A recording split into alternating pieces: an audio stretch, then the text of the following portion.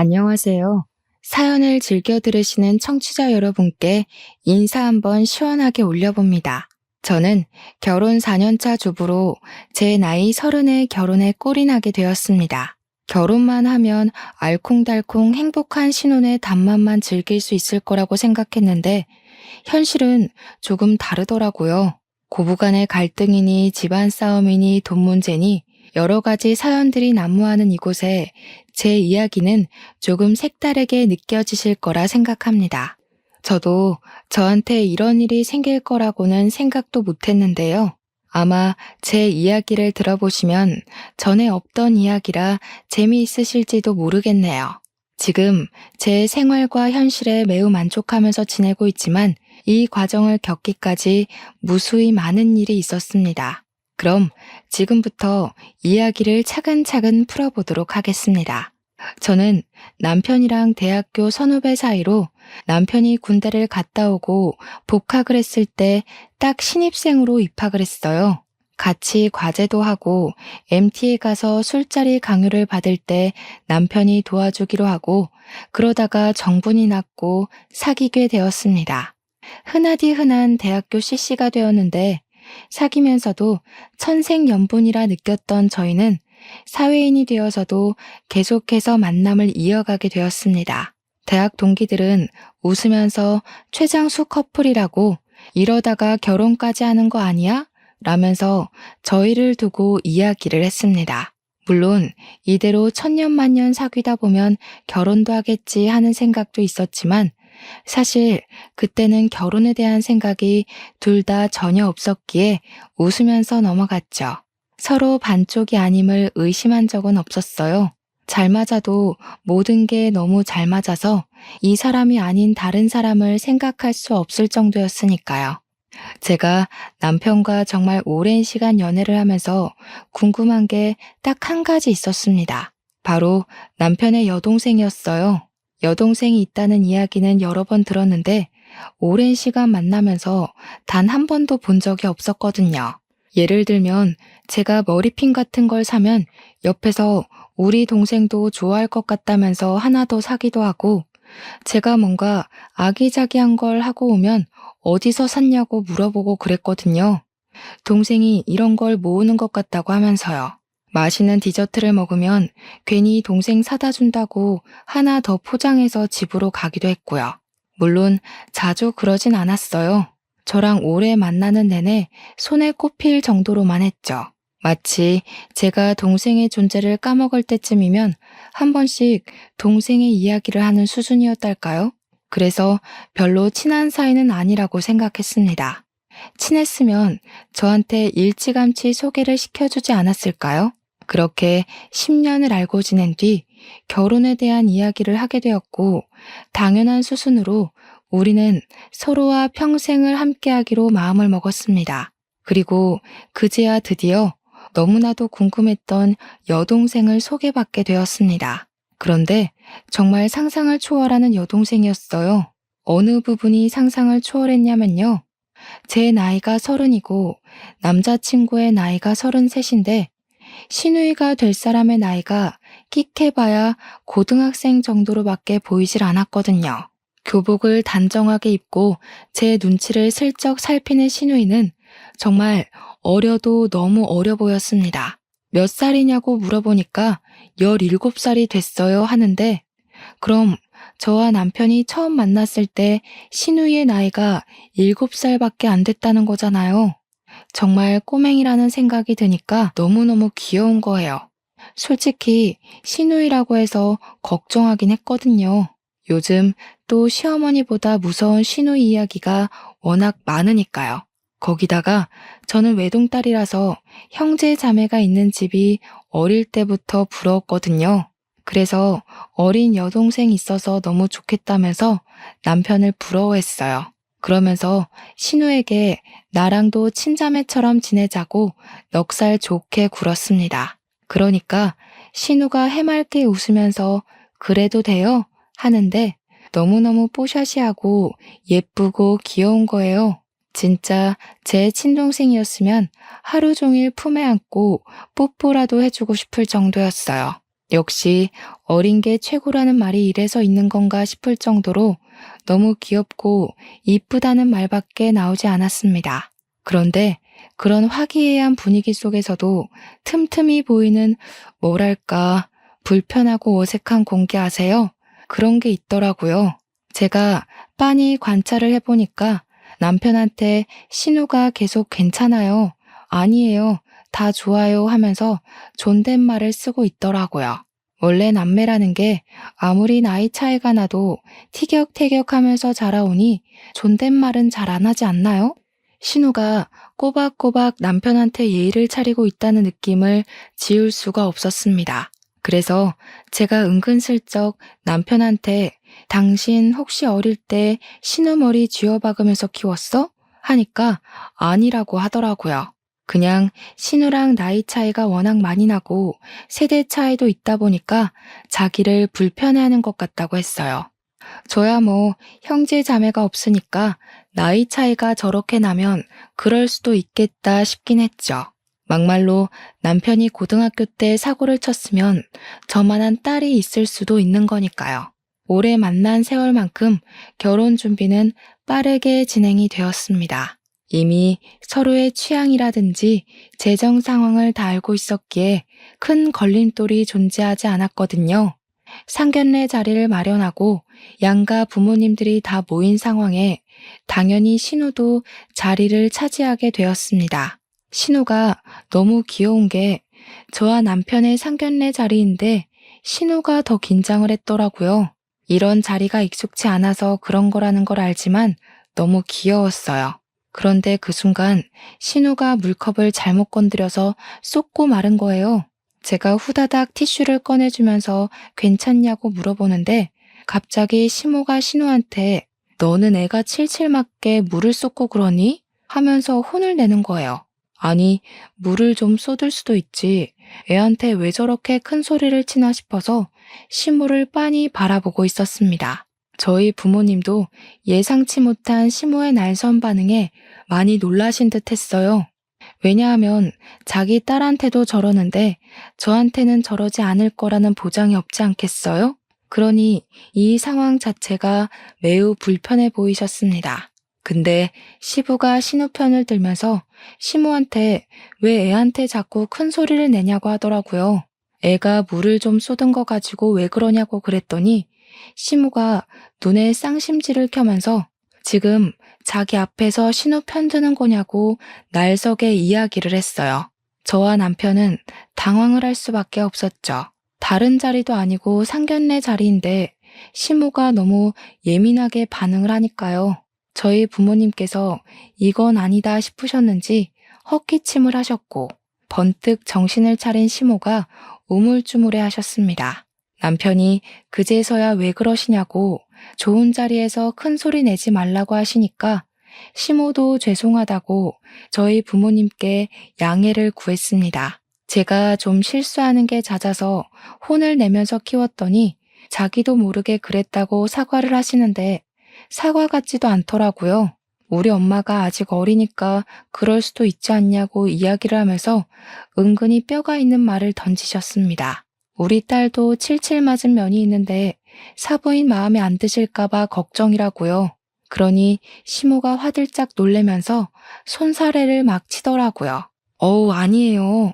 연애하는 거 오래 지켜봤는데 며느리가 너무 야물딱진 아이라고 하면서요. 그러면서 제 칭찬을 하니까 저희 부모님도 기분이 좀 풀어지셨는지 다시 너그러운 분위기가 잡혔어요. 그런 와중에도 신우는 고개도 못 들고 안절부절 난리가 났더라고요. 마음이 다 짠할 지경이었습니다. 제가 괜찮다고 나도 물 자주 쏟는다고 하면서 이런 자리가 부담될 수 있다고 그럴 수도 있지 하면서 마음을 편안하게 해주려고 노력했어요. 그러니 저를 바라보는데 약간 눈물이 그렁그렁하게 맺혀 있더라고요. 우리 남편이 그런 모습을 보면서 아유, 분위기 이상해지게 왜 이러냐고 밥이나 맛있게 먹자고 하더라고요. 약간 뭐라 그럴까 묘하게 이상한 느낌이 있었어요. 상견례 자리에서는 그 잠깐을 빼고는 아주 유순한 분위기가 유지가 되었습니다. 음식도 맛이 있었고 정갈했고 대접하기 좋은 그런 분위기였어요. 단지 신우가 물을 쏟은 일이 많이 불편했는지 밥을 제대로 못 먹는 것 같은 거예요. 신우 먹는 걸 자세히 보니까 반찬이 멀어서 그런가 싶어서 갈비찜을 집어다가 신우 앞접시에 놓아주니까 그제야 눈이 반짝 빛나더라고요. 생각해보면 고등학생이고 한창 많이 먹을 나이인데 고기 반찬이 멀어서 그랬구나 싶었죠. 죄다 어른들 앞에 고기 반찬이 있었거든요. 그래서 엄마한테 고기 좀 덜어서 놔달라고 우리 신우가 고기를 좋아하는 것 같다고 했어요. 그랬더니 시모가 또 신우한테 한 소리를 하는 겁니다. 계집애가 걸신이 들렀나 이러면서 고기만 먹으면 안 된다고 채소를 먹으라고 앞에 놓인 나물 반찬을 가리키더라고요. 아니, 고등학생한테도 밥 먹는 걸로 딴죽을 거나 싶어서 좀 의문이 들었습니다. 반찬 가지고 뭐라 하는 소리를 저는 초등학교 이후로 못 들어본 것 같았거든요. 시부가 계속 시모한테 조용히 하라고 애한테 잔소리 좀 그만하라고 말리는 것 같았어요. 그 장면을 전체적으로 바라보니까 뭔가 그 가족 분위기가 자꾸 신우만 빼놓고 겉도는 느낌이 드는 겁니다. 그러니까 저도 자꾸 신우한테 눈이 가고 챙기고 싶게 되는 거예요. 상견례 자리 끝나고 나오는데 우리 엄마가 넌지시 저한테 이야기를 하시더라고요. 신우 될 애가 기가 팍 죽은 게 영 마음에 걸려서 이 결혼이 잘하는 건지 아닌지 잘 모르겠다고요. 애가 예쁨을 받아야 할 나이에 너무 눈치를 보는 것 같다고 하시는데 저도 똑같이 느꼈던 부분이라 고개를 끄덕였습니다. 그런데 우리 남편이 애를 구박하거나 혼내거나 할 사람도 아니라서 뭔가 찜찜한 구석이 해결되지 않았어요. 그래도 제 인생을 함께 보낸 추억이 많은 사람인데 이 사람과 결혼을 하고 싶은 마음이 컸습니다. 결혼하고 나서 내가 신우를 잘 챙겨주면 괜찮지 않을까, 한 가족이 될 수 있지 않을까 포부도 있었고요. 결국 신우에 대한 찝찝함을 지우지 못한 상태로 결혼을 했고 그래도 양가의 축복 아래 행복한 결혼식을 올릴 수 있었습니다. 신혼여행 다녀와서 제가 신우에게 줄 선물을 막 챙기기 시작했어요. 고등학교 1학년이니까 안 그런 척해도 화장품 같은 것에 관심을 가지고도 남을 나이지 않겠습니까? 그래서 면세점에서 애들 쓰는 브랜드에서 스킨, 로션, 크림 같은 거랑 립글로스 2개 골라서 사왔습니다. 시댁에 방문해서 시부모님 드릴 선물도 드리고 신우에게 선물이라고 한보따리를 크게 들려주니까 시모가 대뜸 신우에게 소리를 치는 거예요. 네가 이거 다 사달라고 했어? 언니한테? 이러는데 제가 너무 놀라서 아니라고 제가 사주고 싶어서 준비한 거예요. 했죠. 근데 시모가 제 말을 듣지도 않고 네가 사달라 그랬지? 넌 정말 애가 왜 이러니? 하면서 신우 등짝을 때리려고 하는 게 아니겠어요. 제가 너무 놀라서 신우를 끌어안았습니다. 그러면서 어머님, 제가 사준 거라니까요. 신우가 부탁한 게 아니고요. 하니까 그제야 시모가 흠칫 놀래면서 손을 내리시더라고요. 저한테 변명이랍시고 애가 혹시나 부담 줬을까봐 그랬지 하시는데 아니 자기 딸을 저렇게 막대할 수 있나 싶더라고요. 남편은 가만히 보고만 있는 것도 너무 어이없었고요. 신우한테 이거 다 챙겨서 방에 들어가라고 만약에 내가 사준 게 피부에 잘 안 맞으면 다른 걸로 선물해 주겠다고 꼭 말하라고 했죠. 그러니까 고개를 푹 숙이고 풀이 죽어서 고맙습니다 하고 방에 들어가더라고요. 저는 시모에게 약간 화가 나서 이야기를 했죠. 어머님, 제가 호의로 준비한 건데 어머님이 그러시면 신우가 억울하지 않겠어요? 했어요. 그러니까 시모도 뾰족하게 날선 말투로 저한테 예, 내가 오해를 했다고 하잖니? 하시는 겁니다.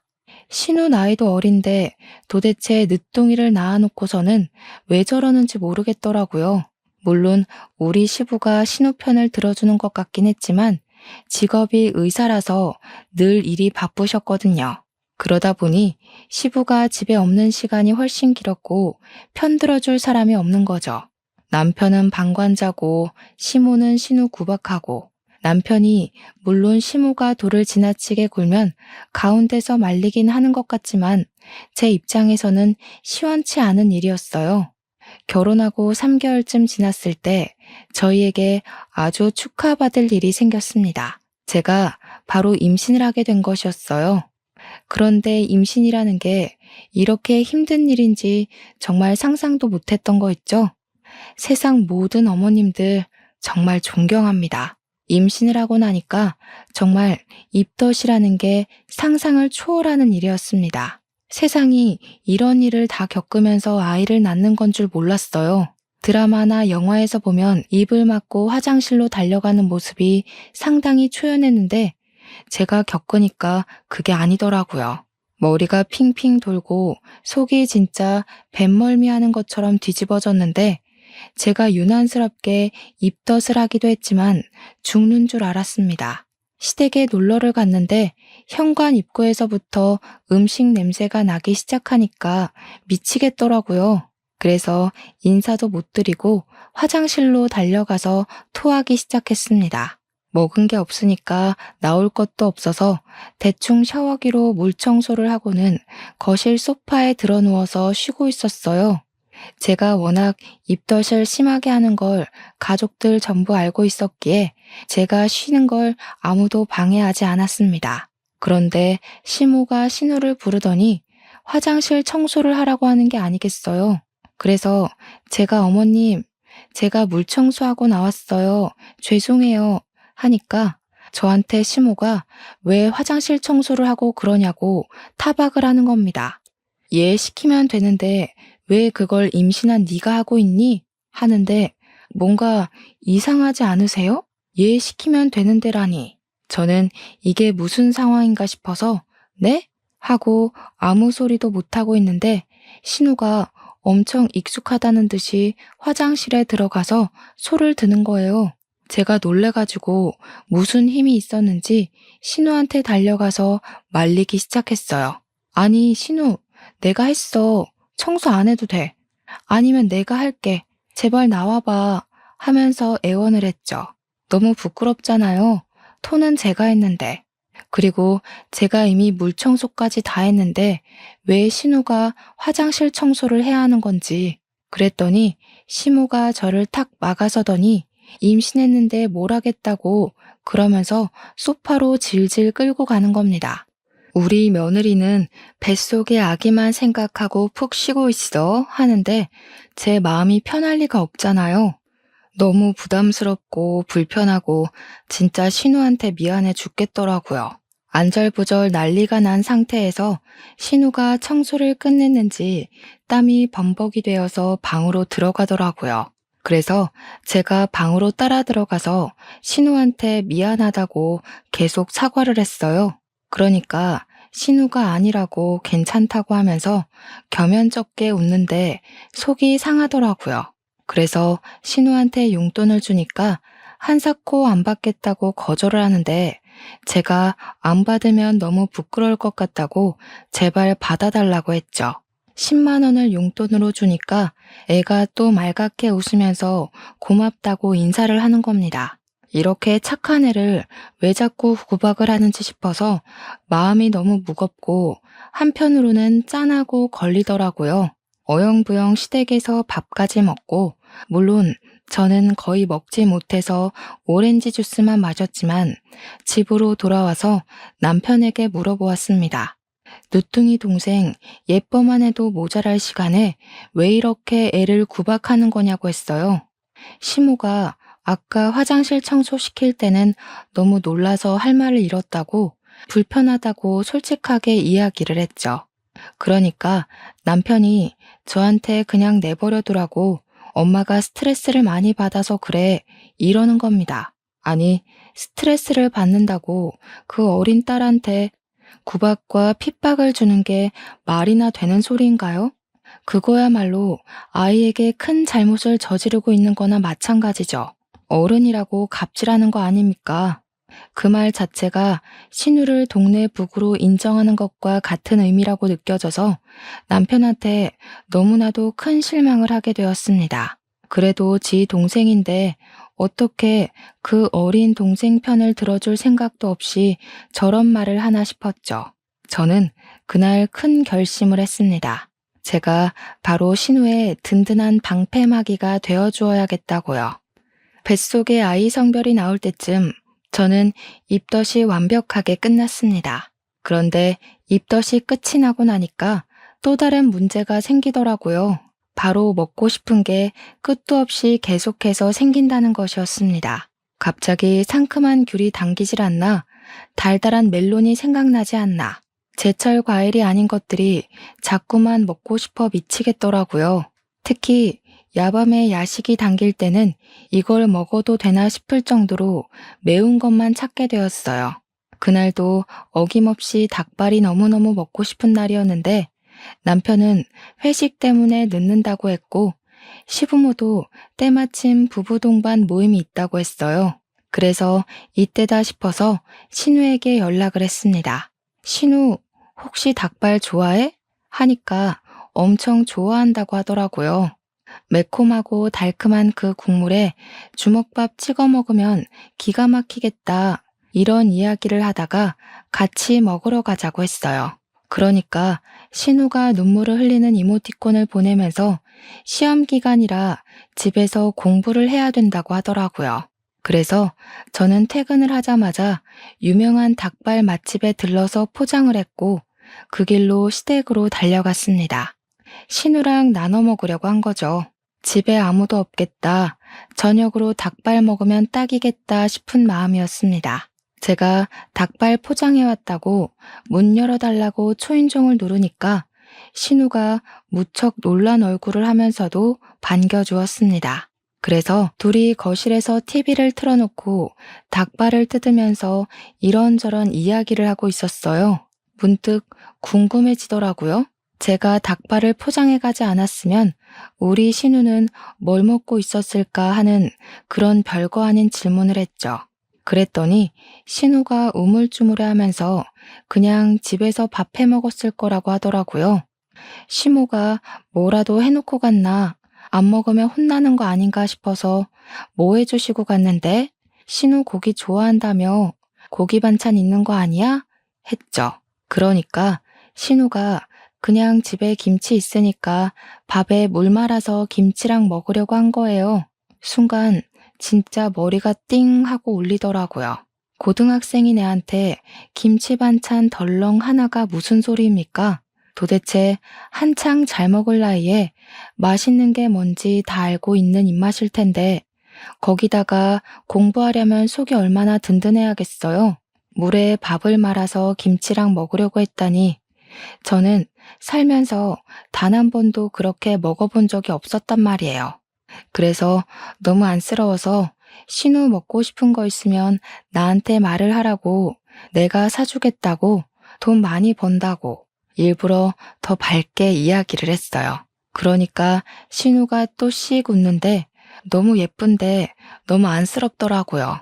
가족이 된 지 얼마 안 된 제가 봐도 차별의 구박이 눈에 뻔히 보이는데 당하는 애는 얼마나 사무치겠습니까?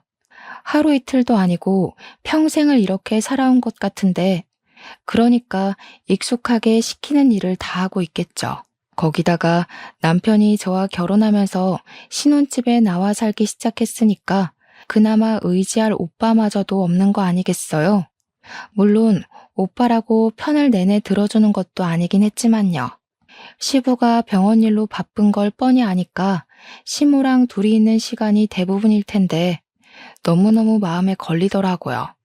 앞에 사돈 어른이 있는 데서도 신우를 대놓고 구박했던 시모가 단둘이 있으면 얼마나 잔인하게 굴지 상상조차 되지 않았습니다. 말을 돌려야겠다 싶어서 제가 신우에게 질문을 막 던지기 시작했어요. 공부는 좀 잘하느냐? 학교 생활은 어떠하냐? 나중에 대학 가면 뭘 전공하고 싶냐? 이런 이야기들을 했죠. 그러니까 신우가 곰곰이 생각하더니 자기는 공부를 꽤 잘하는 축에 속하는 것 같다고 이야기를 했어요. 잘은 모르겠지만 학교 성적은 상위권이라고요. 그래서 신우한테 학원은 어디 다니고 있냐고 요즘은 선행학습이 무척이나 중요하다고 하는데 놀 시간이 너무 없는 거 아니냐고 물어봤죠. 그러니까 신우가 난처한 웃음을 지으면서 학원을 다니지 않는다고 하는 겁니다. 제가 놀라서 이야, 교과서만 보고 공부했어요. 그런 타입이야? 하니까 그게 아니라고 고개를 절레절레 젓더라고요. 학원을 다니고 싶은데 보내주질 않아서 못 다니고 있다는 말이었어요. 진짜 하루에 몇 번이나 머리가 띵한 건지 왜 안 보내주는 거냐고 신우에게 물어보니까 자기가 공부를 해봐야 얼마나 잘하겠냐고 하면서 지금처럼만 해도 충분하다고 했대요. 그래서 학원에 가고 싶다는 이야기를 더 할 수 없었다고 했습니다. 그런데 제가 남편과 연애하던 시절에 들은 이야기가 있었거든요. 우리 남편은 고액 과외까지 해가면서 우리 학교 의대에 입학하고 싶어서 코피 터지게 공부했었다고요. 학원에 과외에 공부에만 쏟아부은 돈이 어마어마하다고 이야기를 했었는데 결국 성적이 잘 안 나와서 의대는 못 가게 되었다고 했어요.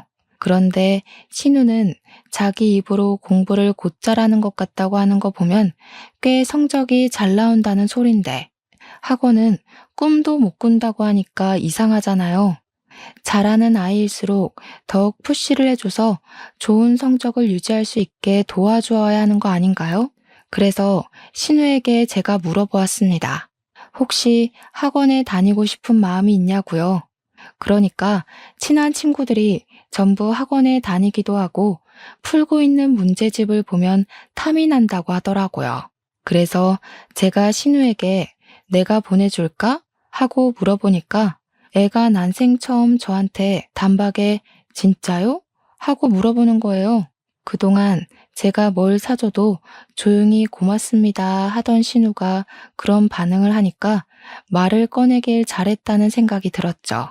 다른 것도 아니고 학생에게 공부를 시켜주겠다고 했을 뿐인데 저렇게까지 좋아할 거라고는 생각도 못했습니다. 그래서 제가 신우한테 내일 오후에 둘이서 학원을 알아보러 다니자고 이야기를 했어요.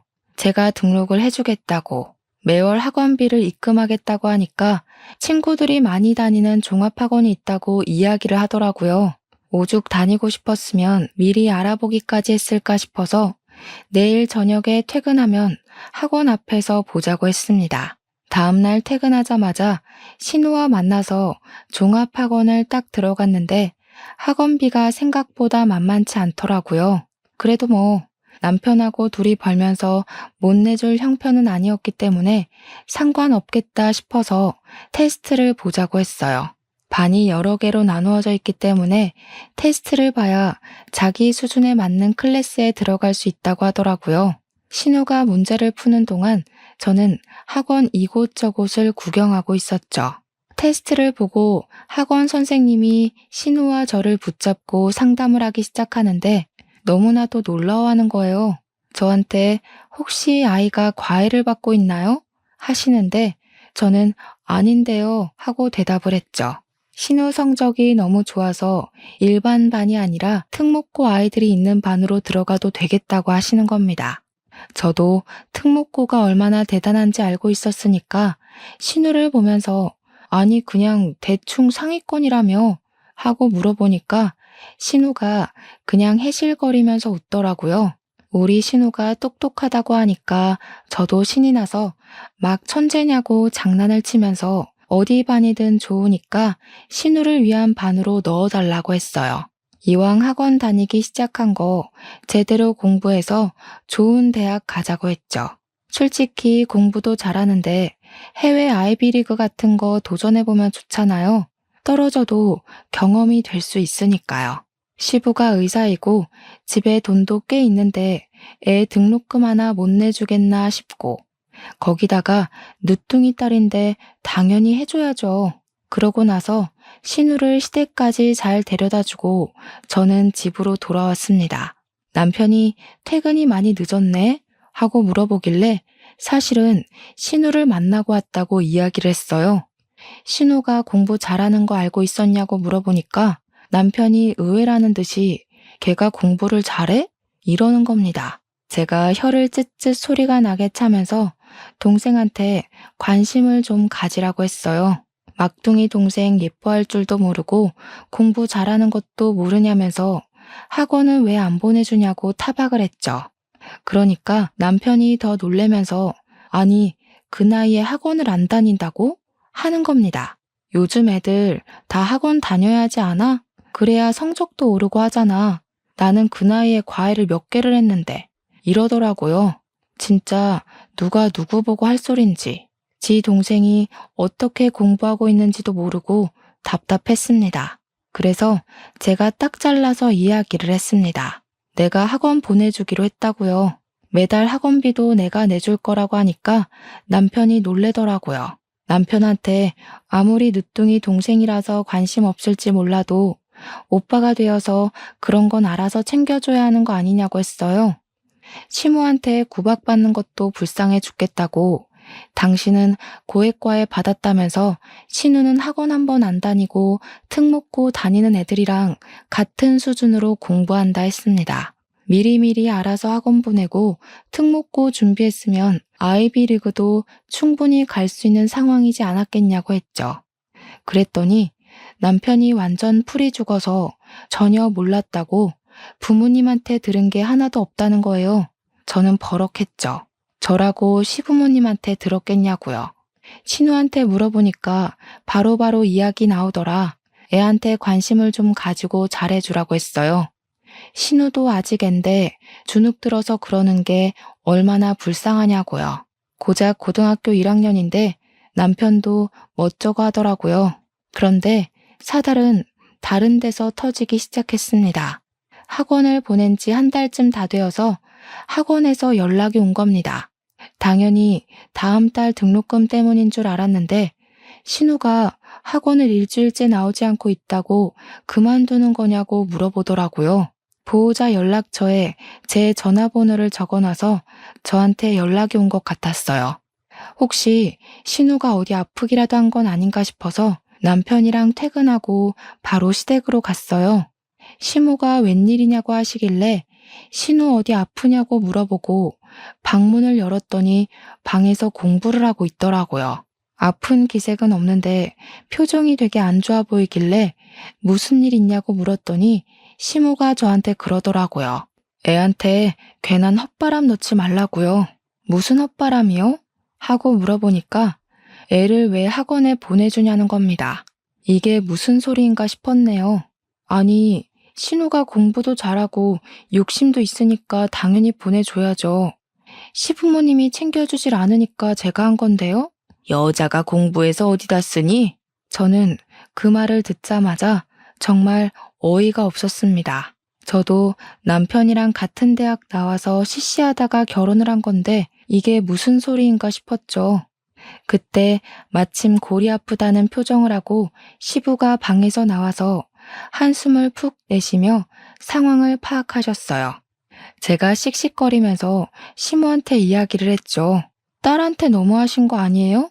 신우 공부 엄청 잘한대요. 학원만 꾸준히 다녀도 해외 유명 대학은 그냥 갈 수 있는 성적이랬다니까요. 예, 며느리야. 챙겨줘서 고맙다. 학원은 내가 보내주기로 했으니까 너무 걱정하지 마. 내가 우리 딸 공부 잘하는 걸 미리미리 알았어야 했는데 우리 딸은 무슨 얼어 죽을 우리 딸이야? 저는 시모의 큰 소리에 너무 놀랐죠. 신우는 바짝 얼어있고 남편도 안절부절 못하는 것 같았어요.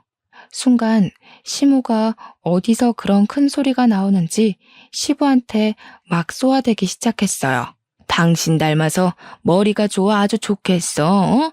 그래. 내 아들은 나 닮아서 머리 나빠가지고 겨우겨우 돈질알해서 좋은 대학 갔다 이거지? 아니 무슨 말을 그런 식으로 해?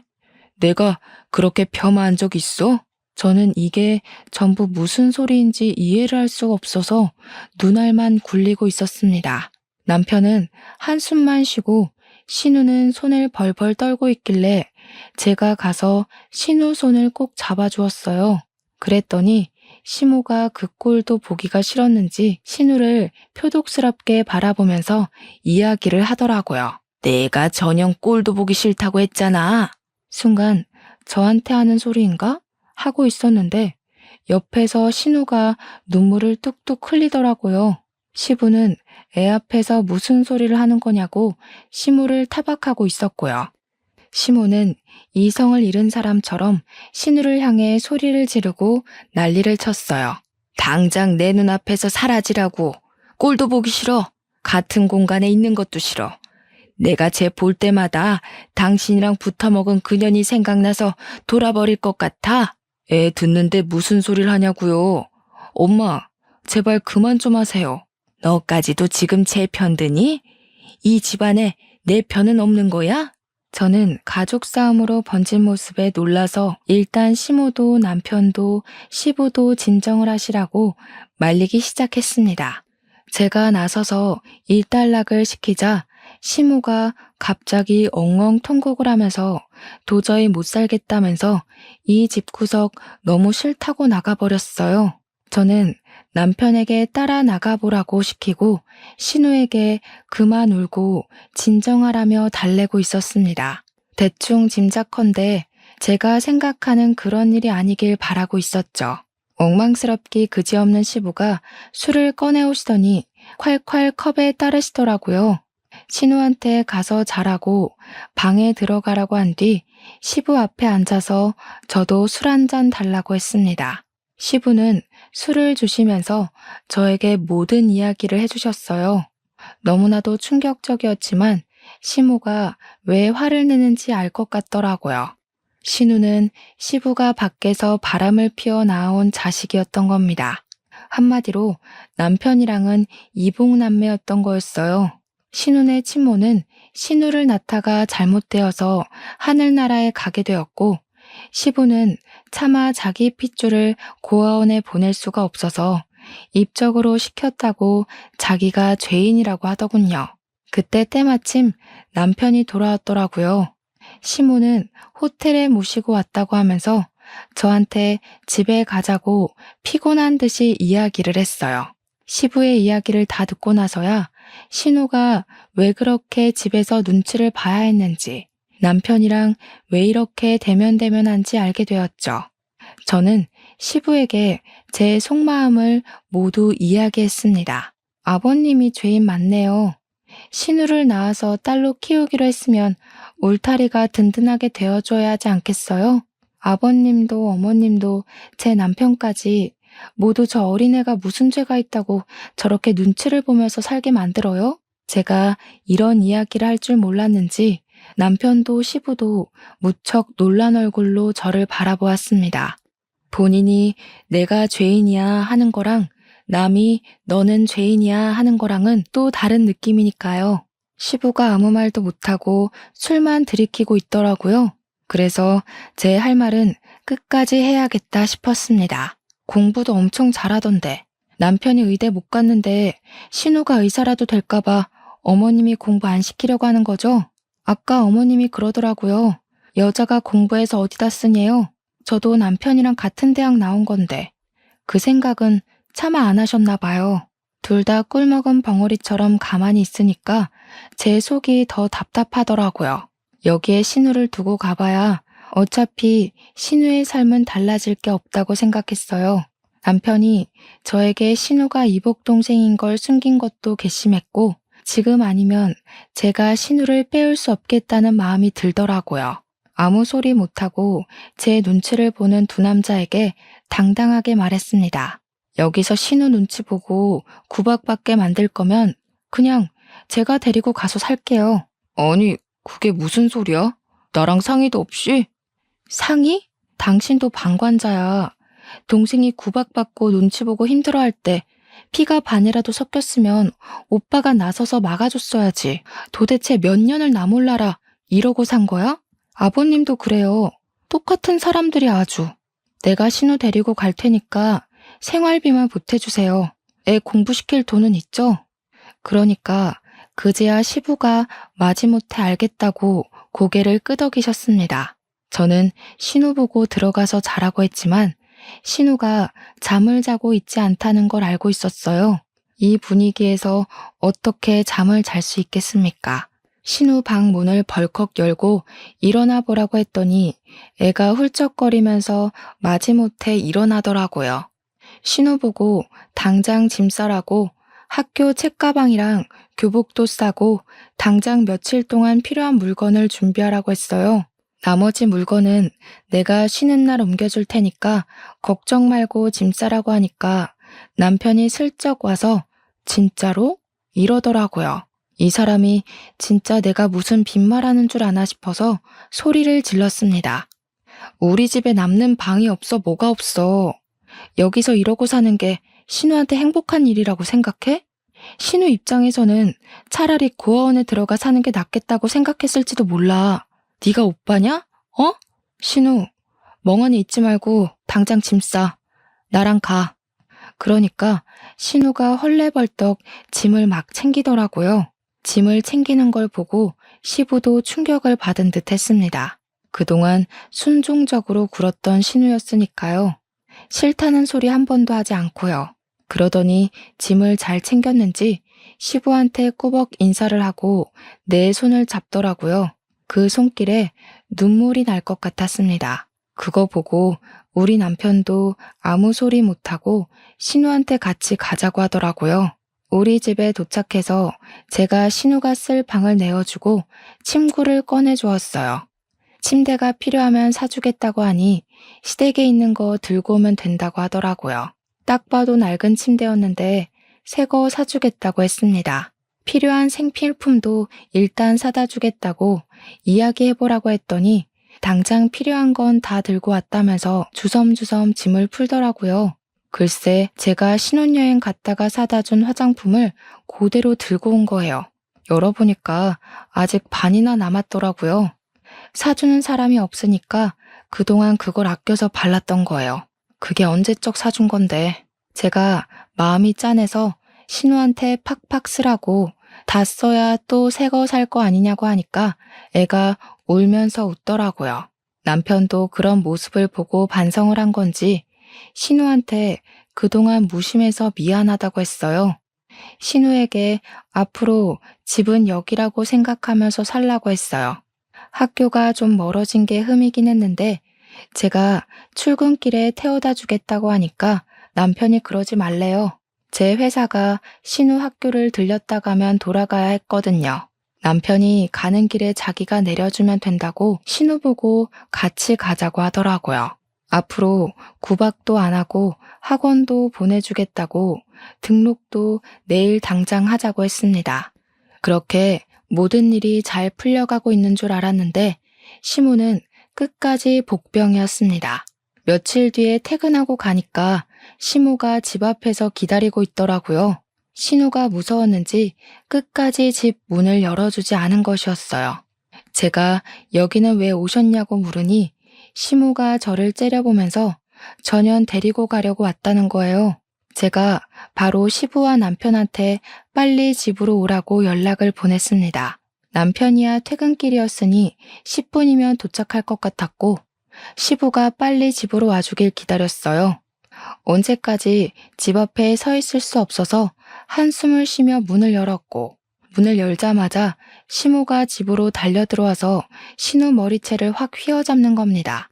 네가 혼외자인 거 동네방네 소문내고 싶어서 여길 왔지?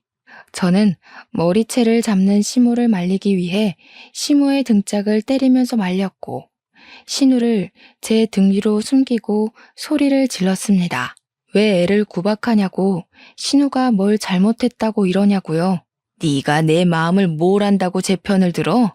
네 남편이 밖에서 애 데려오면 너는 안 이럴 것 같아? 저도 솔직히 위선인 거 다 알아요. 그래도 애가 무슨 잘못이 있겠습니까? 애는 아무것도 모르지 않았냐고. 보기 싫대서 우리 집으로 데리고 왔는데 뭐가 또 문제냐고 소리를 지르는데 남편하고 시부가 같이 집으로 들어왔어요. 시무와 신우와 제 꼴을 보고는 시부가 단단히 결심한 듯 이야기를 했습니다. 내가 평생 죄인으로 살아왔는데 며느리 보니까 내가 그러면 안 됐다는 걸 알겠더라. 내 딸인데 내가 울타리가 되어줬어야 했는데 마누라 눈치 본다고 그것도 못했어. 이제 그만합시다. 이혼하고 각자 알아서 삽시다, 우리. 당신 지금 나한테 이혼? 이혼이라고 했어? 뭘 잘했다고? 잘한 거 없으니까 이제 그만 삽시다, 우리. 그 말을 끝으로 나가버리는 시부를 시모는 황망한 얼굴로 따라 나갔습니다. 남편은 신우 꼴을 보더니 맞은 거냐고 애를 왜 때리냐면서 분노를 하더라고요. 시모 절대로 우리 집에 못 오게 할 테니 걱정 말고 공부만 하라고 했어요. 저는 그렇게 신우를 품게 되었습니다. 시간이 더 지나고 저는 출산을 했고 시부모님은 정말로 이혼을 하셨어요. 시모가 계속해서 시부한테 잘못했다고 연락을 하는 것 같긴 하지만 시부는 모든 걸 내려놓으셨답니다. 신생아를 키우면서 신우가 얼마나 많은 도움을 주었는지 신우 덕분에 너무나도 행복한 시간을 보냈습니다. 신우가 고3일 때 우리 아이가 울고불고 많이 힘들게 하긴 했지만 유학은 가지 않을 거라 괜찮다고 하더라고요. 결국 신우는 유명한 대학 의예과에 합격했고 시부는 진심으로 기뻐하셨습니다. 자기를 닮아 똑똑하다고 할 때마다 저는 시부에게 핀잔을 주고 있고요. 신우는 저를 만나 정말로 행복하다고 했습니다. 물론 저도 마찬가지고요. 신우가 시집을 갈 때까지 오래오래 불화 없이 행복하게 함께 살 수 있으면 정말 좋겠습니다. 제 이야기를 들어주셔서 너무나도 감사합니다.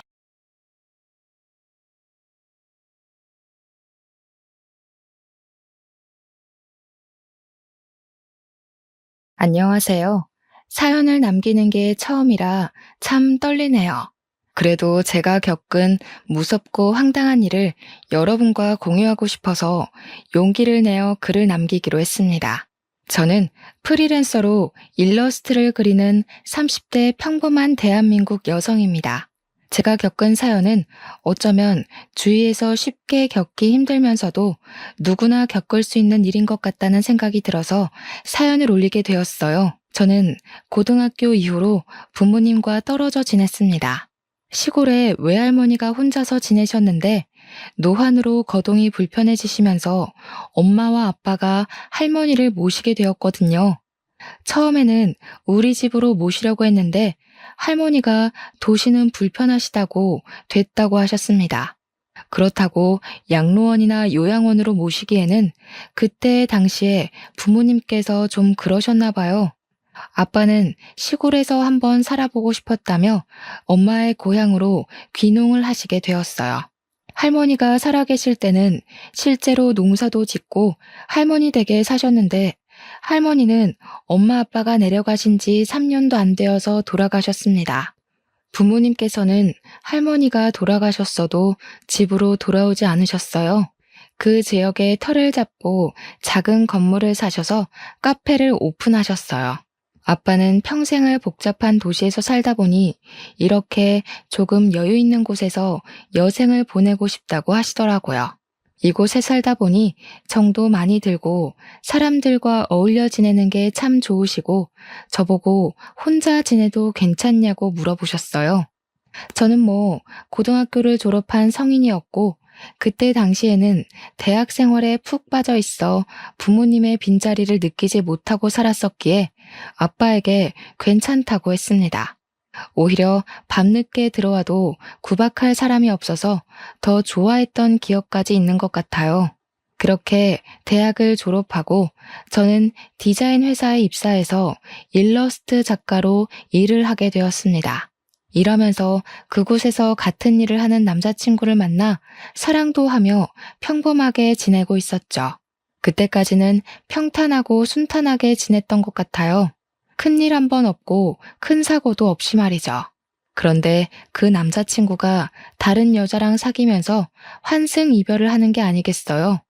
저를 잠깐 만난 것도 아니고 저는 그와 3년을 사귄 연인 사이였습니다. 친구가 우연히 본 전 남자친구의 인스타를 보여주며 너희 언제 헤어진 거야? 하고 물어보는 겁니다. 그는 당당하게 인스타에 떡하니 새로운 여자친구와의 애정 행각을 올렸더군요.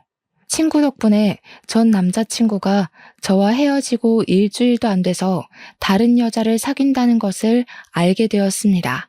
완벽한 환승 이별이었던 거죠. 정말 머리에 피가 거꾸로 솟아오르더라고요.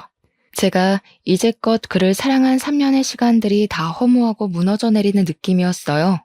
깊은 우울증이 찾아왔습니다. 회사에서 그를 보면 손이 떨리고 분노가 치밀어 오르는데 아무 말도 할 수가 없었어요. 왜 그때는 그렇게 바보처럼 참고 있었는지 모르겠어요. 머리라도 한번 쥐어 뜯어 놓아도 됐을 텐데 말이죠. 당시에 제가 그를 많이 사랑하고 믿고 있었나 봐요. 회사에서 도저히 그 사람을 보며 일을 할 수가 없었어요.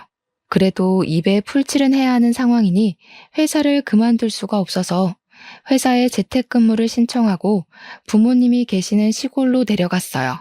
너무 오랫동안 떨어져 있어서 엄마 밥도 먹고 싶고 엄마 품에 안겨 어리광도 부리고 싶었던 것 같습니다. 정말 내려가서 엄마 곁에 있으니 우울증이 나아가더라고요. 제 아픔이 점점 아물어가고 있었어요. 부모님은 작은 카페를 하고 계셨는데 커피와 함께 달달한 디저트를 직접 만들어 파는 디저트 카페를 하고 계셨어요. 그 지역 사람들에게 입소문이 나서 꽤 바빴기 때문에 저는 한쪽에서 그림을 그리다 바빠지면 부모님을 도와드리게 되었어요. 그렇게 함께 일을 하니 부모님을 도와드린다는 생각에 뿌듯하기도 했어요. 참 잘 내려왔다 싶었어요. 그곳에는 엄마 친구분이 자주 찾아오셨는데 그분은 항상 온몸을 명품으로 둘러 입고 오시곤 하셨어요. 머리를 틀어 올리시고 선글라스를 쓰고 오시면서 저를 보고 딸 참 예쁘게 생겼다, 머리도 좋다 하시면서 저를 많이 예뻐해 주셨습니다. 엄마의 친구분은 잘 차려입은 모습을 보니 사모님일 것 같은데 가끔 커피를 벌컥거리며 마신다든지 호탕하게 웃는 모습은 옷차림새와는 잘 맞지 않는 행동을 하시곤 했어요. 원래 성격이 털털한가 보다 하고 넘겼습니다. 그리고 가끔 던지는 농담도 교양보단 오히려 상스럽다고 느낄 때도 있었어요. 가끔은 저에게 성적 농담을 거침없이 던지시기도 했죠. 저는 그런 농담을 들을 때마다 억지로 웃어 넘겼는데 엄마가 몇 번이나 아주머니께 주의를 주어도 자꾸 그런 농담을 던지시더라고요. 그러시더니 어느 날은 뜬금없이 저에게 자신의 조카를 만나보는 건 어떠냐고 하더라고요. 제가 마음에 무척 든다면서요. 남주기 아까운 조카라서 둘이 이어주려고 한다고 하셨어요. 너 지금 남자친구 없지? 우리 조카 만나볼래? 우리 서진이가 얼굴도 잘생겼어. 학교 다닐 때 얼마나 여자애들이 따라다닌 줄 아니? 거기다 똑똑해서 공부도 참 잘했어. 너 서울의 KD 알지? 거기 출신이야. 대학 졸업하고 여기 내려와서 회사 차렸는데 그게 또 얼마나 잘 되던지. 외제차 끌고 다니잖아. 남주기 아까운 애인데 내가 너하고 너희 엄마 보고 소개해주려고 하는 거야. 거절하지 말고 한번 만나나 봐. 그렇게 잘난 조카인데 왜 저를 소개해준다는 건지 이해가 가지 않았어요. 그렇게 잘난 엄친하면 이미 여자가 있을 것 같았죠. 죄송해요. 제가 지금 남자친구랑 헤어진 지 얼마 안 돼서요. 지금 누구를 만나고 싶지가 않아요. 당분간 혼자 지내고 여유 생기면 그때 생각해 보려고요. 저는 아주머니께 정중하게 거절을 했습니다.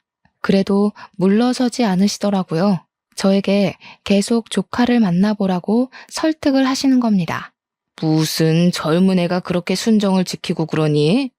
남들은 헤어지고 하루 만에 다른 사람 만나서 주둥이 붙이고 모텔 들어가고 난리가 나더라. 그렇게 지고지순해서 어디다 쓴다니? 남주기 아까워서 그래. 한번 만나봐. 어른이 말하면 들어야지. 그렇게 거절하는 거 아니다. 저는 난감해졌어요. 그래도 일단 거절을 했습니다. 다른 사람을 만날 마음의 여유가 정말 없었거든요. 사실 새로운 인연에 대한 두려움도 있었던 것 같아요. 그랬더니 아주머니가 얼굴이 시뻘개져서 저를 쏘아보시더라고요. 젊은 애가 꽉 막혀서 말도 안 통한다고요. 그래도 어쩌겠어요. 마음이 안 열리는 것을. 사실 아주머니 조카라는 말에 거부감이 더 들긴 했어요. 그렇게 거절을 하고 카페에서 일을 도와드리고 있는데 고상하게 생긴 할머니 한 분이 들어오시더라고요. 흰머리를 곱게 빗어넘기고 샛노란 가디건을 입으신 모습이 나이가 들어도 참 곱다 싶은 할머니셨어요. 가게로 들어오시더니 저에게 500원 복권을 내밀고서 커피 한 잔을 달라고 하시며 자리에 앉으셨어요. 저는 손에 들린 500원 복권을 보니 오래되었는지 낡고 여기저기 벗겨져 있는 것이 손때가 참 많이 탔더라고요. 저는 엄마에게 그걸 내밀었습니다. 낡은 500원 복권을 본 엄마는 익숙하신 듯 아메리카노 한 잔과 크루아상 한 개를 할머니 테이블에 내려놓으셨습니다. 제가 왜 돈을 안 받고 그냥 드리냐고 물어보니까 엄마가 저의 어깨를 토닥이며 말씀하셨어요. 돈은 나중에 손주가 한꺼번에 줘. 오시면 꼭 저렇게 드리라고 신신당부를 하더라. 예전에 커피하고 빵을 먹고 싶었는데 돈이 없으셨나 봐. 할머니 남편분께서 할머니의 손을 잡고 다방에 가서 500원 복권을 내밀며 커피를 사주셨대. 가끔 치매기가 도시면 저렇게 복권을 들고 오셔. 저는 커피를 드시는 할머니를 물끄러미 바라보았어요. 할머니는 분명 커피를 드시면서 남편분을 떠올리고 있을 거라고 생각했습니다. 그때 앞 테이블에 앉아서 커피를 홀짝이던 엄마의 친구분이 입을 실룩이시더군요. 어이구, 다 늙어서 정말 청승이지. 그러니까 늙으면 빨리 죽어야 하는 거야. 남의 영업집에 뭐 하는 건지 가족들은 치매 환자를 왜 돌아다니게 만드는지 몰라. 저러다가 사고라도 나봐. 괜한 사람들만 피해보잖아. 예, 저렇게 고운 치매도 걸리기 어렵다더라. 예전에 우리 마을에 정씨 할머니 생각 안 나? 그 할머니 맨날 우리한테 지팡이 들고 쫓아왔잖아. 그렇게 고약한 치매 아닌 거로 가족은 감사해야 하는 거야. 너는 언제적 이야기를 하는 거야? 아무튼 그 노인네도 참 고약했어. 둘이 도망가면 나만 쫓아오는 거 있지? 아무튼 늙으면 빨리 죽어야 해. 예, 정원아. 아무튼 우리 조카 한번 들리라고 할 테니까 이야기나 한번 나눠봐. 그렇게 좋은 남자 흔치 않아서 그래. 나 간다. 저는 자리에서 일어나며 고개 내밀며 괜찮다고 말하기 전에 아주머니는 쌩하고 밖으로 나가버렸습니다. 엄마는 할머니께서 커피를 다 드시자 다가가며 다시 복권을 손에 꽉 쥐어드렸습니다. 어르신, 맛있게 드셨어요? 이거 돌려드릴게요. 다음에 또 이거 들고 오셔야 커피 드실 수 있어요. 아셨죠? 이거 주머니에 챙겨드릴게요. 다음에 또 오세요. 맛있게 커피 내려드릴게요. 할머니는 환하게 웃으며 엄마의 손을 잡았어요. 새아기는 참 예뻐. 이렇게 마시는 빵하고 커피 주고 참 예뻐. 우리 손주 오면 꼭 소개해줄게. 우리 손자 참 착해. 새아기랑 잘 어울릴 거야. 내가 잘 알아. 아이 참. 어머니, 저 남편 있어요. 저기 산적같이 생긴 사람이 제 남편이에요. 손주는 더 좋은 아가씨랑 엮어주세요. 아셨죠? 다음에 꼭 다시 들리세요. 할머니는 웃으시며 카페를 나가셨어요. 엄마는 자신만 보면 새아가라고 부르며 손주를 소개해준다고 좋아하셨어요. 할머니랑 이야기하면 젊어지는 느낌이 드신다고요. 아빠는 그 모습을 보고 질투는커녕 웃음을 터뜨리셨습니다.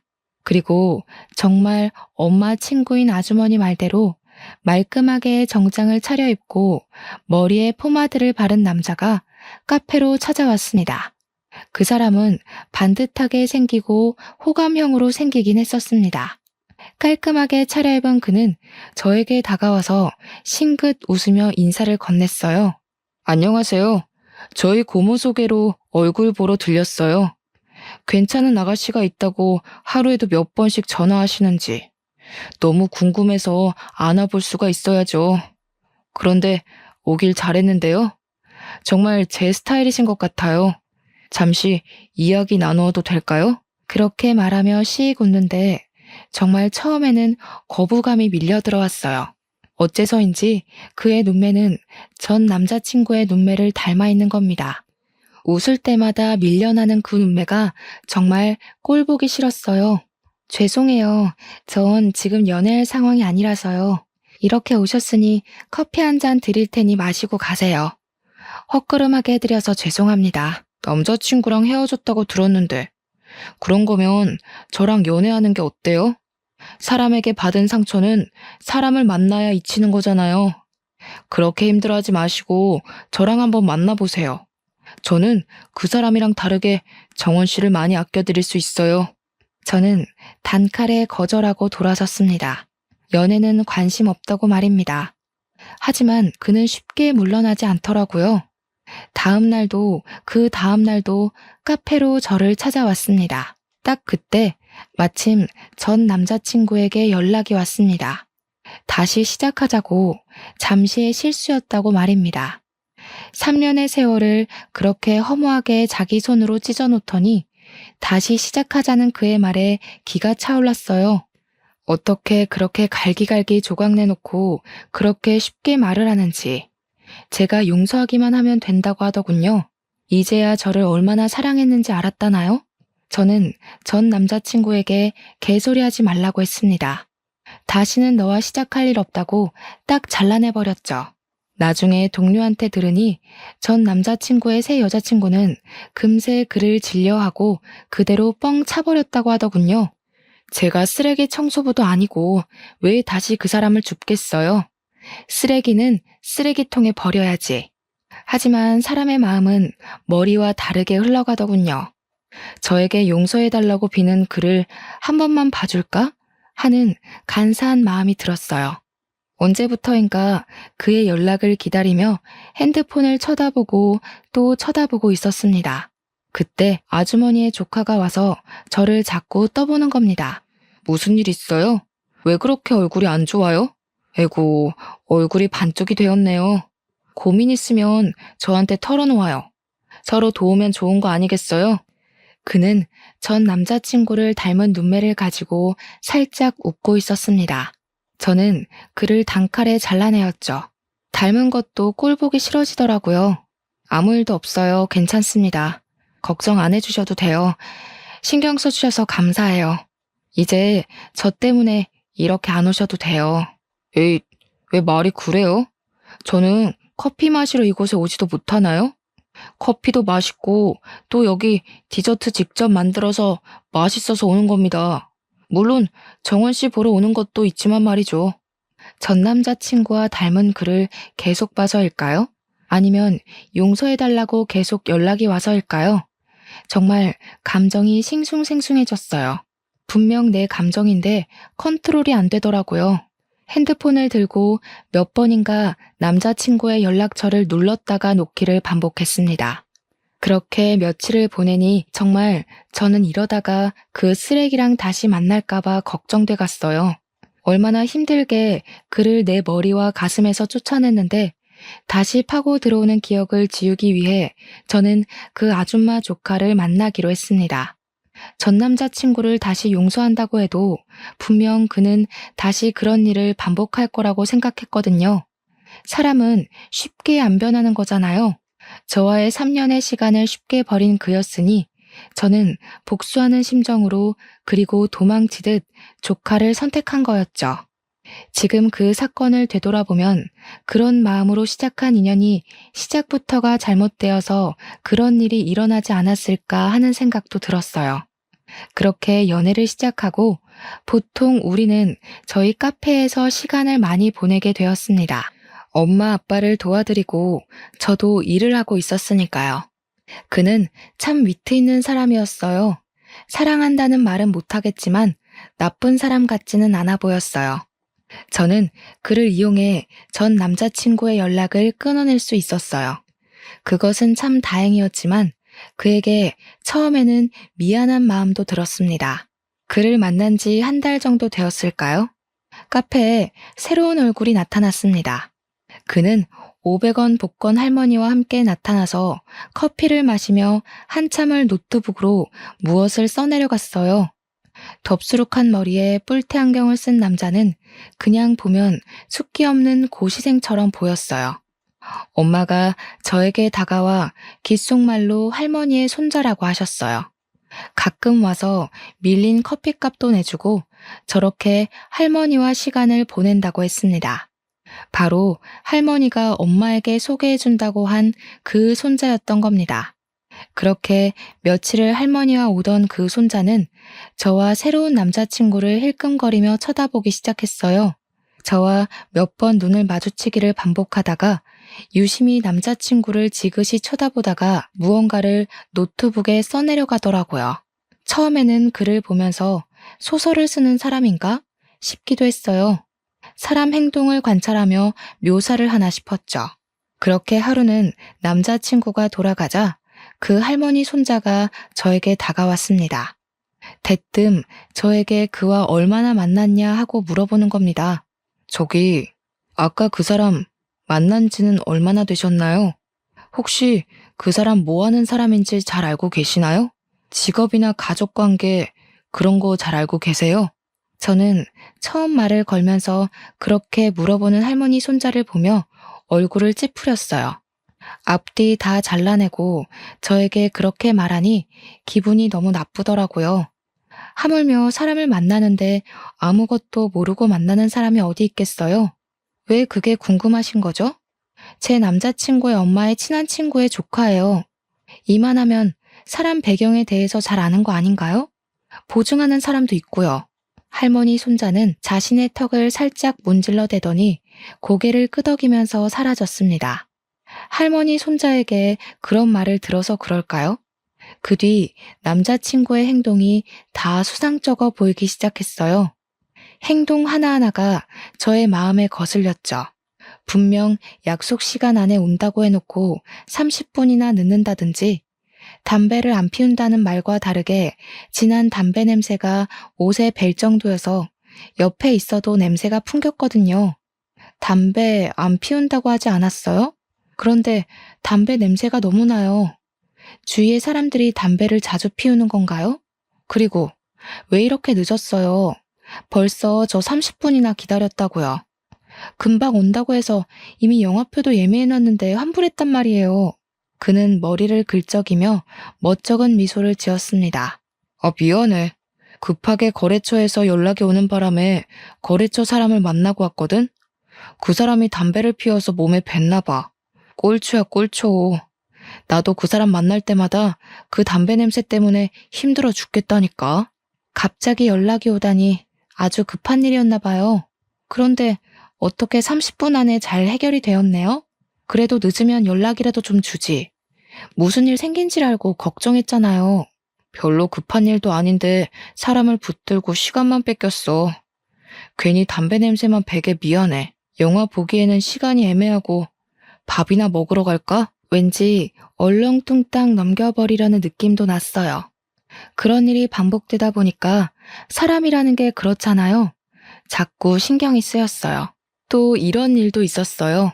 만나기로 해놓고 갑자기 출장을 가야 한다고 못 온다고 하더라고요. 그래서 그런가 보다 했는데 아주머니가 오셔서 엄마랑 이야기하는데 왜 오늘은 데이트 안 하냐고 하시는 겁니다.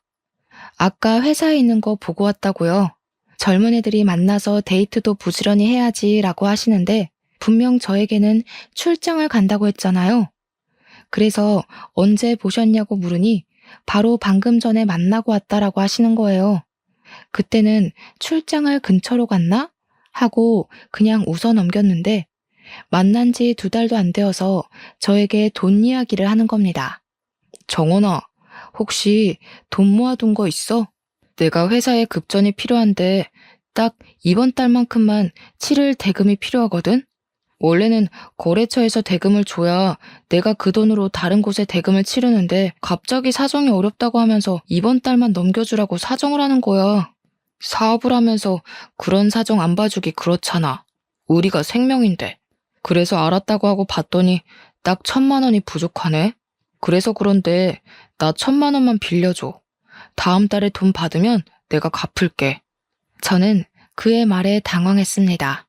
만난 지 얼마나 됐다고 저에게 돈 이야기를 하는 걸까요? 저는 우리가 아직 그 정도로 신뢰하는 사이는 아니라고 판단했습니다. 죄송해요. 저도 돈이 없어요. 제가 그렇게 큰 돈이 어디 있겠어요? 고모부님이 이 지역 유지라고 하지 않았어요? 아주머니께 부탁해보세요. 아끼는 조카 일이니까 분명히 도와주실 것 같은데요. 제 말에 그의 눈이 동그래지더라고요. 저보다 확실하게 돈을 꿔줄 사람이 있는데 굳이 저까지 보탤 필요는 없으니까요. 하지만 그는 저에게 다시 돈을 요구했습니다. 몇 번이나 이런 대화가 오가니까 괜히 그 할머니 손자의 이야기가 떠오르는 겁니다. 정말 그의 말에 무슨 뜻은 아닌지 불안해졌어요. 그래서 그런 이야기가 나올 때마다 단칼에 거절을 했죠.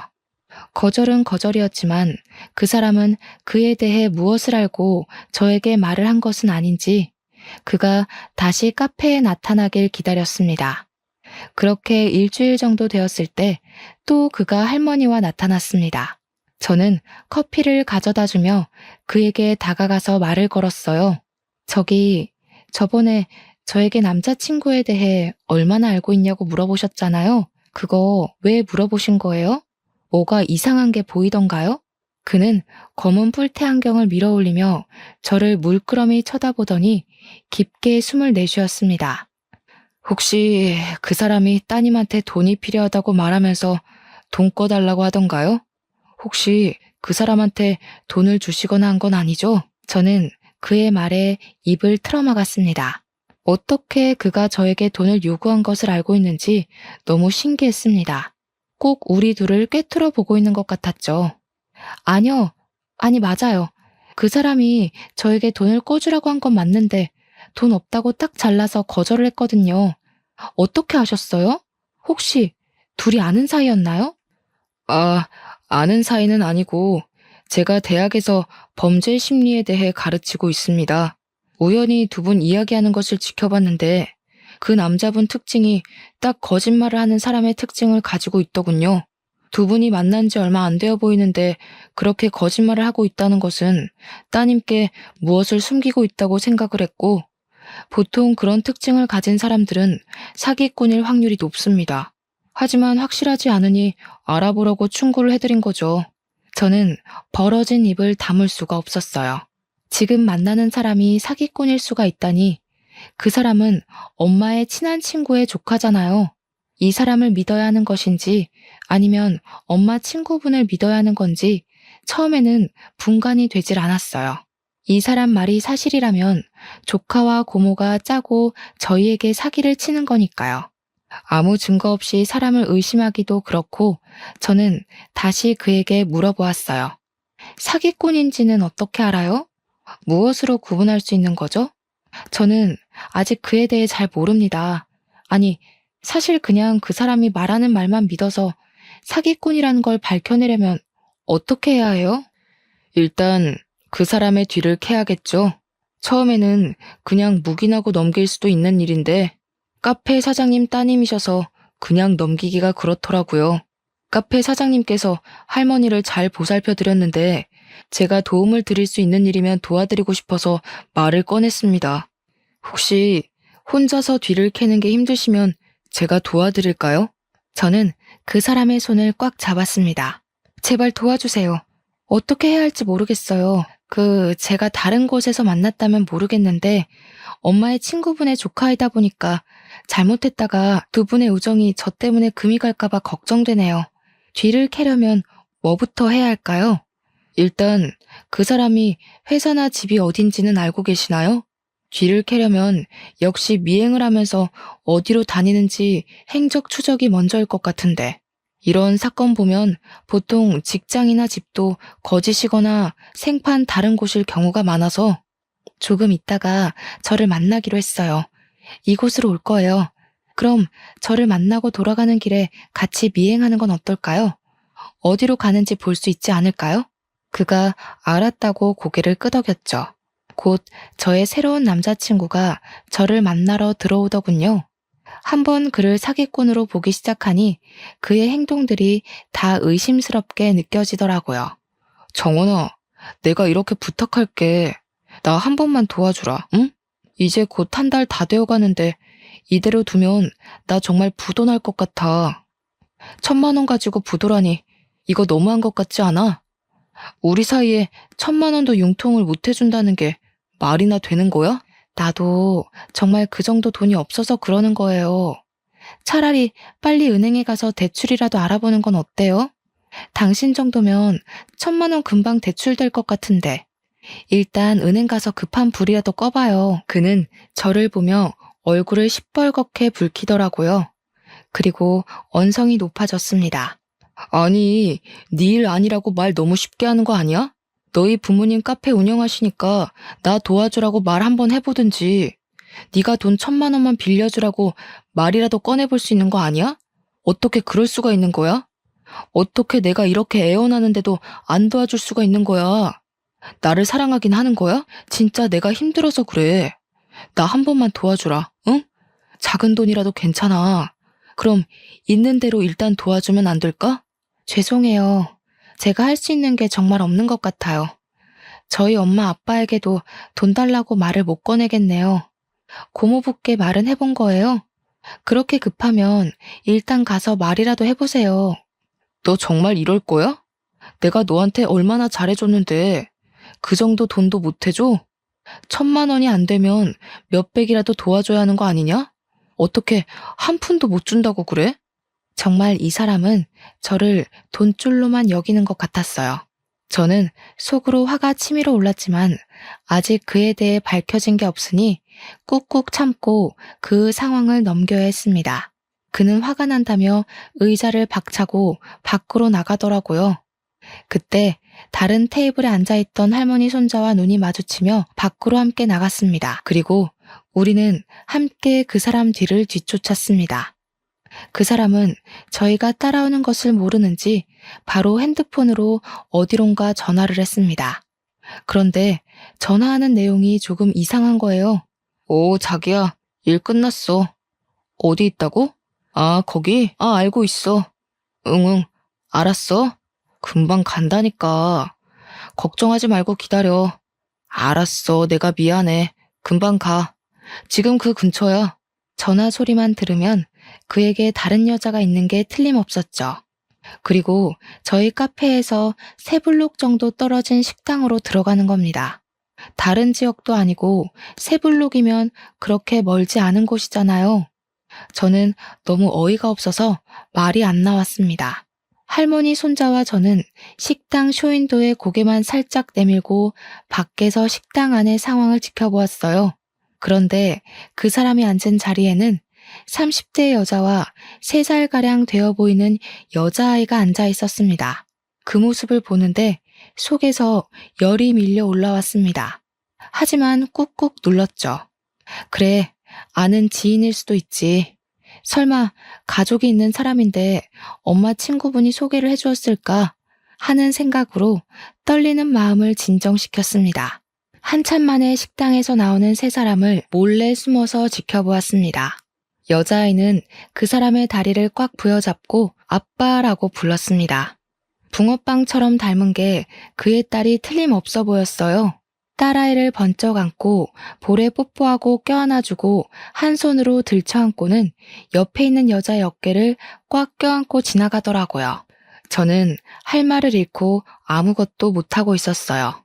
당장 뛰어나가서 그놈의 머리채를 잡아야 하나? 이미 딸과 아내가 있으면서 왜 나한테 이러나 고민하고 있는데 옆에 있던 할머니 손자가 더 어이가 없는지 옆에서 육두문자를 뱉고 있는 게 아니겠어요? 정말 속이 뻥 뚫리는 듯이 너무 시원했어요. 그러면서 핸드폰으로 2사람을 찍었죠. 나중에 혹시 증거로 삼을 수도 있다고요. 머리를 긁적이며 사실 자신은 범죄 심리가 전문이라서 이쪽은 잘 모르니 일단 찍어놓자고 하는 거예요. 그 모습이 은근 귀엽더라고요. 저를 대신해서 적극적으로 증거를 찾아주는 그의 모습이 얼마나 든든하던지. 저 혼자였으면 아무것도 못하고 부들부들 떨었을 테니까요. 우리는 계속 그 뒤를 쫓아갔습니다. 일단 확실한 증거를 잡아야 했으니까요. 그런데 주차장에서 그 여자가 딸을 태우고 그 사람의 외제차를 운전하고 휑하니 사라졌습니다. 설마 저 차도 그 사람 것이 아니었는지 입이 떡하니 벌어졌는데 더 놀랄 일은 그 뒤에 있었습니다. 그가 근처 PC방으로 성큼성큼 걸어 들어가는 거예요. 뭐 그럴 수도 있죠. 저도 일이 급하거나 친구들과 가끔 가는 곳이니까요. 문제는 그가 PC방에서 무엇을 하는가였어요. 몰래 안으로 따라 들어가 저희는 자리에 앉아 그가 무엇을 하는지 엿들었어요. 게임을 하면서 다른 사람이랑 아이템 거래를 하는 것 같았어요. 거래를 하기로 한 사람이 다른 사람이랑 더 싼 가격으로 거래를 했는지 큰 소리로 욕을 하더라고요. 점점 그의 실체를 알고 나니 나오는 건 정말 한숨뿐이었어요. 할머니 손자는 자리에서 일어나더니 PC방 사장님과 이것저것 물어보더니 저에게 다가왔어요. 사장님과 이야기해봤는데 저 사람은 이곳의 죽돌이래요. 종일 이곳에 와서 게임하고 그 아이템 팔아서 생활비 하는 것 같아요. 이곳에 자주 와서 몇 마디 하면서 이야기를 나누었다는데 아내도 지금은 사실혼 관계면서 딸도 친딸이 맞는다고 하네요. 아내는 옷가게를 하고 차는 모두 아내 것을 빌려 쓰는 것 같아요. 아내한테는 자신이 직장에 다닌다고 하고 이곳에서 아이템 팔아서 집에 조금씩 가져다 주는 것 같아요. 결국 저 사람은 저와 아내 두 사람에게 사기를 치고 있었던 겁니다. 쓰레기를 피하려다가 이번에는 더 냄새나는 똥차를 만나고 말았습니다.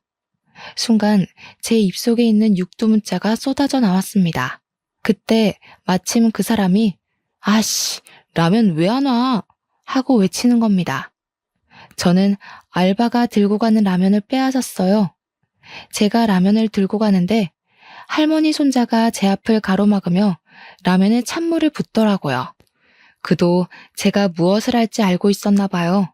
저는 그 라면을 들고 가 게임을 하고 있는 그의 머리 위에 부어버렸습니다. 아, 차가워. 뭐야? 어떤 년이 지금 나한테 라면을 부었어? 야, 정신 나갔어? 또라이야? 뭐야? 정원 씨? 여기서 뭐 하는 거야? 당신이 나한테 지금 라면 부었어? 뭐야? 미쳤어? 어디서 라면을 붓고 난리야? 그동안 나를 속인 거야? 사실혼 관계 아내도 있고 딸도 있으면서 왜 나를 만난 거야? 뭐 때문에? 나를 좋아해서 만난 것도 아닌 것 같은데 왜 속인 거야? 당신 고모도 알고 있는 거지. 다 알면서 둘이 짜고 엄마랑 나랑 다 속인 거지? 그는 순간 얼굴이 시뻘개지면서 입꼬리를 비틀었습니다. 그래, 맞아. 나 너 좋아한 적 한 번도 없어.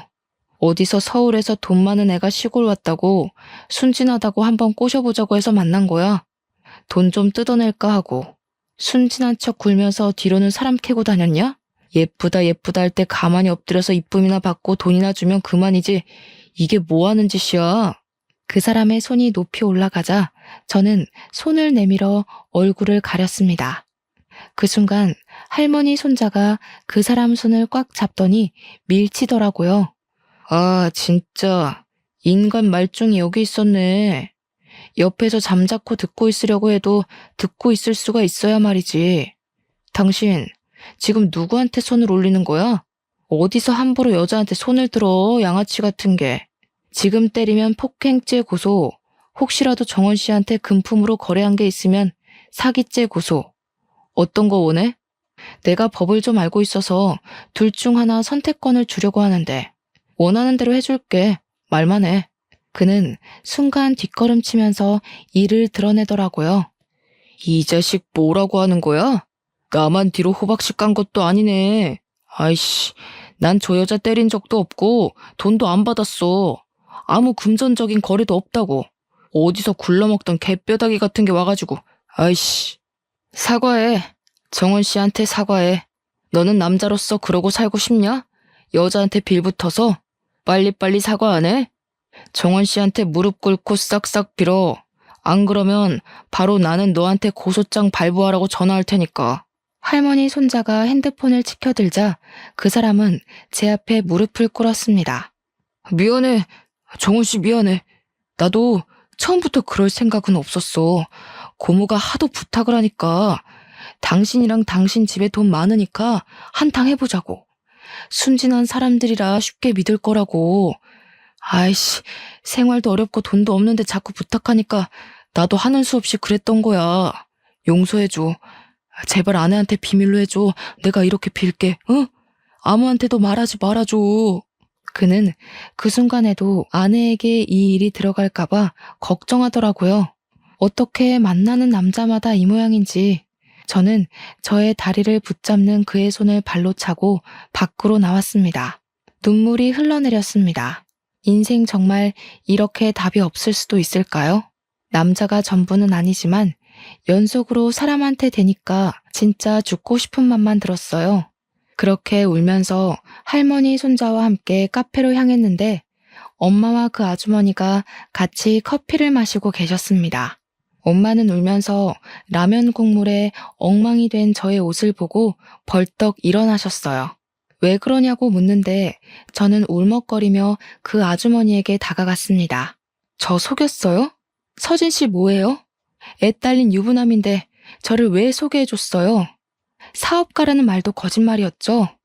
일정한 직업도 없이 PC방에서 아이템 팔아서 생활비로 쓰는 사람이잖아요. 아주머니는 자리에서 벌떡 일어나 저와 엄마를 번갈아 쳐다보셨습니다. 너 무슨 말이냐? 서진이가 어쩌고 저째? 제대로 알아본 거 맞아? 서진이가 그럴 리가. 무슨 애가 있다고 그러니? 너는 참 말을 이상하게 하는구나. 누구한테 어떤 말을 들었는지 모르겠지만 우리 서진이가 그럴 리가 없잖니. 생사람 잡지 마라. 제 앞에서 딱 잡아 떼시는 겁니다. 정말 어이가 없고 어떻게 사람의 탈을 쓰고 그럴 수가 있는지. 방금 서진 씨한테 다 듣고 왔어요. 그 사람이 와이프랑 딸이랑 같이 식당에서 밥 먹고 있는 것도 보고 왔단 말이에요. 이래도 거짓말이라고 할 거예요? 진짜 돈 뜯어내려고 저희한테 그 사람 소개해준 거 맞냐고요. 그 순간 엄마는 아주머니께 마시던 커피를 들이부어 버리셨어요. 아주머니는 놀라서 커피 얼룩이 진 블라우스를 보고 두 눈을 크게 뜨시더라고요. 이게 미쳤나? 이게 얼마짜린 줄 알고 여기에다 커피를 부은 거야? 야, 너 왜 그래?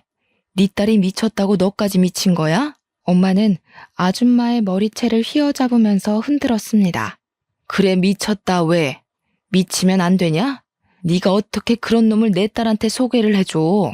아무리 변변한 놈이 없어서 애 딸린 유부남을 뭐? PC방에서 뭐를 해? 이런 망할년이 내 딸을 얼마나 우습게 봤으면 그런 놈을 소개를 해주냔 말이야.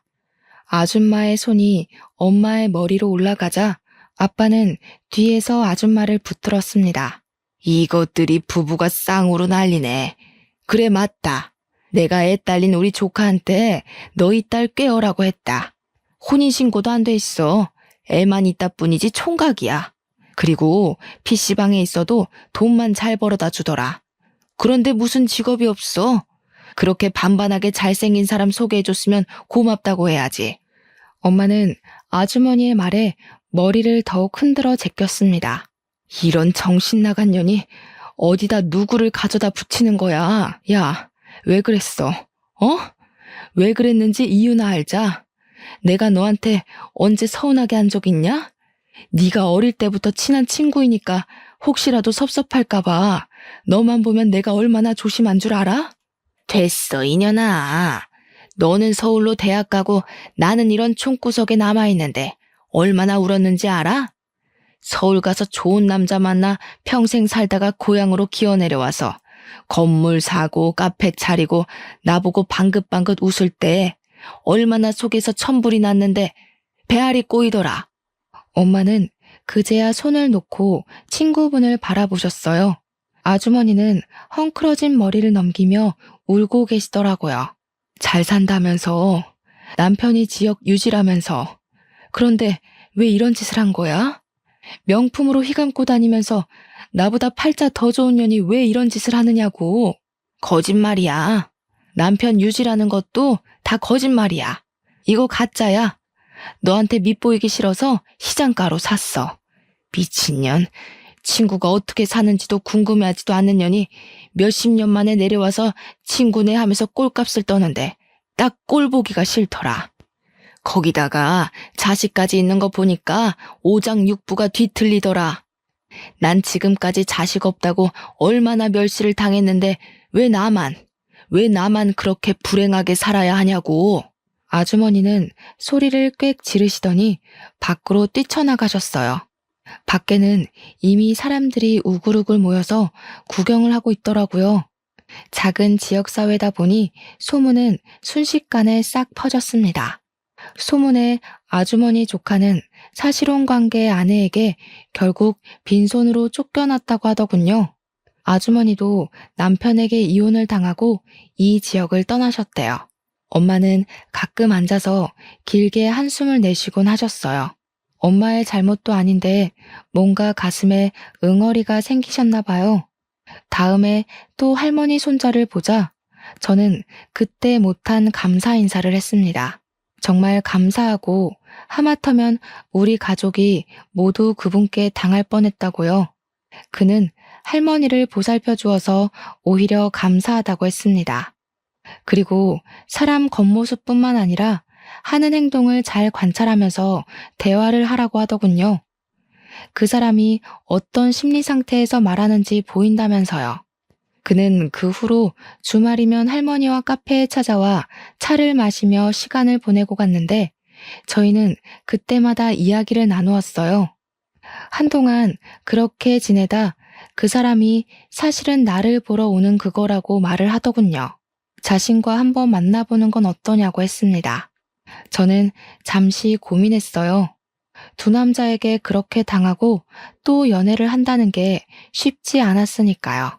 하지만 그는 저를 차분하게 기다려주더라고요. 괜찮다고요.